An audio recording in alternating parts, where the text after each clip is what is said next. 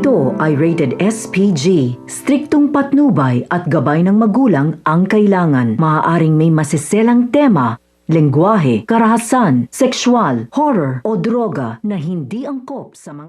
Dumating na nga pagkakataon na makita na nga muli ni Mayumi ang kanyang mga anak na si Drew at si Matthew dahil nga napatunayan na hindi nga si Ikit ang pumaslang dito kay William. Kaya naman nga magpapakilala na nga muli ito ngang si Mayumi sa kanyang resort na isa nga siya sa board member. Kaya naman nga may kakayahan na nga siyang patalsikin ito ngang si Soraya at si Angela. Samantalang magugulat naman nga itong si Soraya at si Angela nang makita niya nga muli ito ngang si Mayumi at si Ikit dahil akala nga niya napaslang na nga ni Angela ito ngang si Mayumi. Kaya naman nga palpak na naman nga ang plano nito ni Soraya at ito nga si Mayumi at si Ikit ay simula pa nga lang ng paghihiganti nga nila sa dalawang masama. Samantalang masayang-masaya naman nga itong si Drew at si Matthew nang muli nga nilang makita at makausap ang kanilang